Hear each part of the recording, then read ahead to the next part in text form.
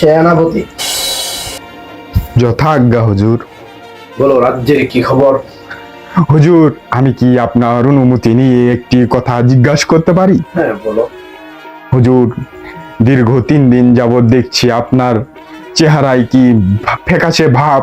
আপনি ঠিক মতো রাজ্যে আসছেন না কেন? কি হয়েছে হুজুর আপনার? সেনাপতি, কি বলবো, দুঃখের কথা সেনাপতি।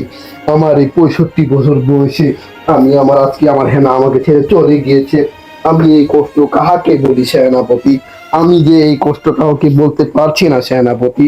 তোমরা কোথায় পারো, যেখানে পারো, যত টাকা লাগে লাগুক, আমার বোন হেনাকে আমার কাছে এনে দাও সেনাপতি। তোমার কাছে আমার এটা হুকুম সেনাপতি। আপনি যখন আমাকে তলব করিয়েছেন মহারাজা, আমি এটা চেষ্টা করিনি। দাও সেনাপতি। রাজরক্ষী।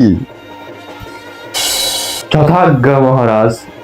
রাজরক্ষী, পুরো রাজ্যে একটি তলব করে দাও। কোথায় আছে আমার হেনা? যেখান থেকে পারো আমার হেনাকে এনে দাও আমার কাছে। সবাই, যত প্রজারা আছে সবাইকে সেখানে সেখানে সম্ভব পাঠিয়ে দাও, যেন আমার হেনাকে আমার কাছে এনে দিতে পারো। যাও।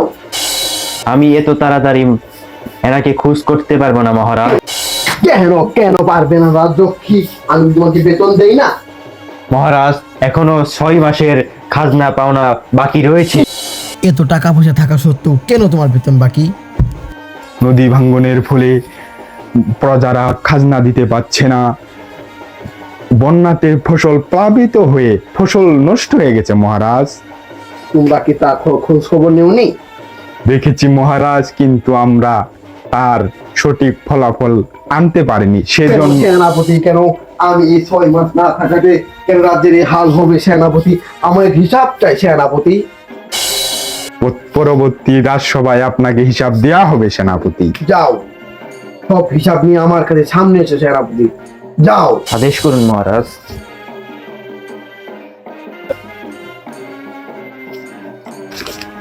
মহারাজা, আমি দীর্ঘ 6 মাসের হিসাব নিয়ে আপনার সামনে উপস্থিত হয়েছি। আপনি আদেশ করলে আমি পেশ করিতে পারি। আদেশ করা হলো। মহারাজা, আমাদের 6 মাসে খাজনা বাবদ উঠেছে 21 লক্ষ মোহর, আর ব্যয় হয়েছে 21,53,013 মোহর। এই হলো এই 6 মাসের ব্যয় ও আয়ের হিসাব। কি বলো সেনাপতি? 21 লক্ষ টাকা থেকে 23 লক্ষ টাকা ব্যয় কিভাবে হয় সেনাপতি? আর 2 লক্ষ টাকা কি তোমার বাবার ঘর থেকে এনেছো সেনাপতি? সেনাপতি, তুমি কোথায় মোহর রেখেছো? আমাকে সত্যি করে বলো সেনাপতি। যাহা হিসাব তাহা এই খাতায় রইয়া আছে। দেখি খাতা সেনাপতি। সেনাপতি, আমার রাজ্যের যে হাল, 1 মাস পর আমার প্রজারা কি খেয়ে থাকবে? রাজা, এইভাবে চলতে থাকলে তো আমাদের চিয়ের ছেড়ে বিদেশে পলায়ন করতে হবে। কি বলো সেনাপতি? মহারাজ, আমি দূরে কথা বলতাম। বলো রাজরক্ষী। আপনি হেনার খোঁজ করতে বলেছেন। হেনাকে পাওয়া খুবই অসম্ভব। কেন রাজরক্ষী? রাজ্যের যে অবস্থা, তাতে হেনাকে খুঁজে পাওয়া, এত মোহর, এত সময় আমাদের মাঝে কোনো কিছুই নাই। তার জন্য আমরা হেনার এটাও পাবো না। আপনি হেনাকে তো পাবেন না, হেনার মাকে পর্যন্ত পাবেন না।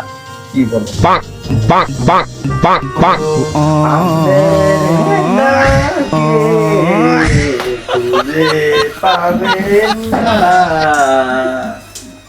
মহারাজ, আপনার রাজ্য হেনা